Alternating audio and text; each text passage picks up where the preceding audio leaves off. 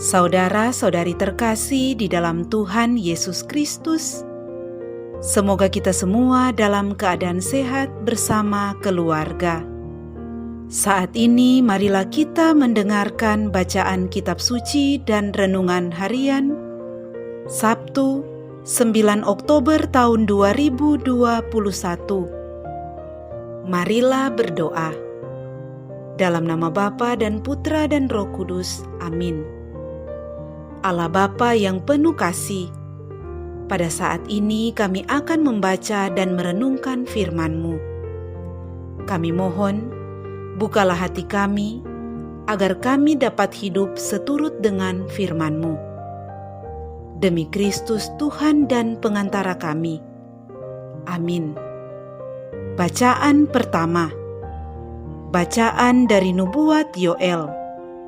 Hendaklah bangsa-bangsa bergerak dan maju ke lembah Yosafat, sebab di sana aku akan duduk untuk menghakimi segala bangsa dari segenap penjuru. Ayunkanlah sabit, sebab sudah masaklah tuayan. Marilah, iriklah, sebab tempat anggur sudah penuh, tempat-tempat pemerasan sudah berkelimpahan. Sebab banyaklah kejahatan mereka. Banyak orang di lembah penentuan. Ya, sudah dekatlah hari Tuhan di lembah penentuan. Matahari dan bulan menjadi gelap, dan bintang-bintang kehilangan cahayanya. Tuhan mengaum dari Sion, dari Yerusalem Ia memperdengarkan suaranya, dan langit serta bumi pun bergoncang. Tetapi Tuhan adalah tempat perlindungan bagi umat-Nya dan benteng bagi orang Israel. Maka kalian akan mengetahui bahwa Aku Tuhan adalah Allah-mu yang tinggal di Sion, gunungku yang kudus. Dan Yerusalem akan menjadi kudus, dan orang-orang luar takkan melintasinya lagi. Pada waktu itu akan terjadi bahwa gunung-gunung akan meniriskan anggur baru, bukit-bukit akan mengalirkan susu, dan segala sungai Yehuda akan mengalirkan air. Mata air akan terbit dari rumah Tuhan, dan akan membasahi lembah Sitim. Mesir akan menjadi sunyi sepi, dan Edom akan menjadi padang gurun tandus, oleh sebab kekerasan terhadap keturunan Yehuda. Oleh karena mereka telah menumpahkan darah orang yang tak bersalah di tanahnya. Tetapi Yehuda tetap didiami untuk selama-lamanya, dan Yerusalem turun-temurun. Aku akan membalas darah mereka yang belum kubalas. Tuhan tetap diam di Sion. Demikianlah sabda Tuhan. Syukur kepada Allah. Bacaan Injil. Inilah Injil suci menurut Lukas. Dimuliakanlah Tuhan.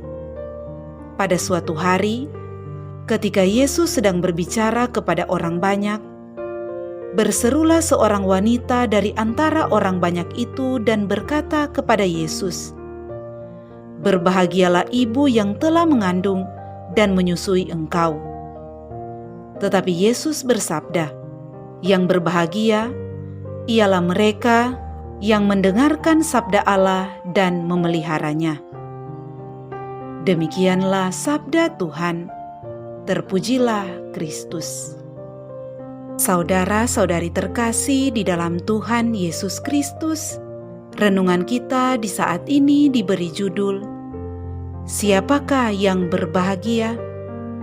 Saudara-saudari terkasih, orang belajar, kuliah, kursus dan sekolah dimaksudkan agar memperoleh teori untuk kelak diterapkan dalam tindakan.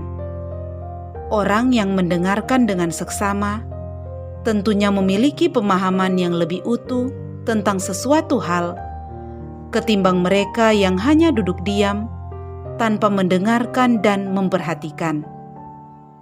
Hal yang sama diharapkan oleh Yesus dari kita.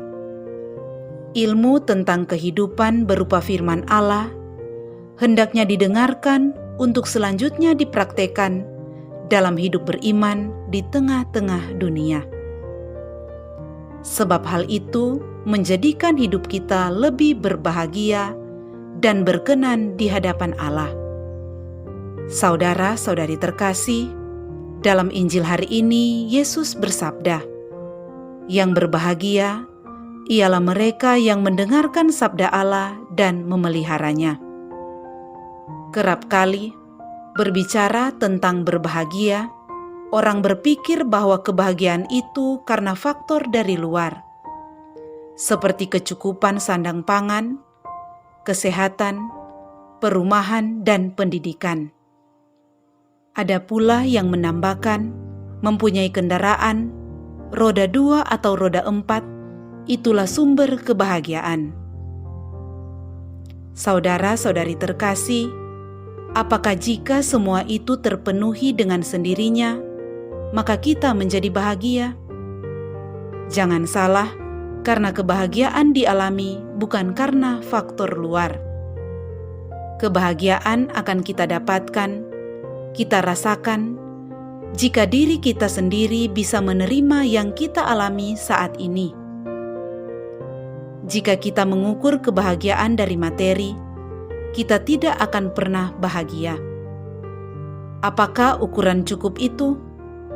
Kita diberi ini itu, dan menurut perhitungan sebelumnya sudah cukup, tetapi sekarang tidak merasa cukup lagi. Manusia akan semakin membutuhkan yang lain, lagi dan lagi. Hal ini menandakan bahwa arah manusia adalah menuju yang tidak terbatas, yaitu Allah Sang Pencipta dan Penyelenggara hidup ini. Jika kebahagiaan itu bukan dari luar, semestinya harus dicari di dalam diri kita, di hati kita, mendengarkan suara hati sendiri tentang kebahagiaan. Perasaan-perasaan yang muncul dan berkecamuk dalam diri kita, seperti iri hati, amarah, ingin ini itu, dan ingin menang, bila tidak kita arahkan, akan menguasai hidup kita dan membuat kita tidak bahagia. Manusia berasal dari Allah dan akan kembali kepada Allah. Tidak ada yang akan hidup di dunia ini selama-lamanya. Selama kita hidup di dunia ini, hendaknya kita senantiasa menyediakan waktu untuk mendengarkan Allah yang berbicara lewat hati kita, serta berani mencoba mewujudkannya.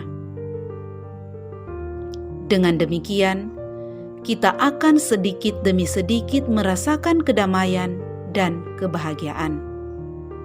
Oleh karena itu, sabda Tuhan hari ini hidup dalam diri kita, yaitu mendengarkan dan memelihara sabda Tuhan adalah sumber kebahagiaan sejati.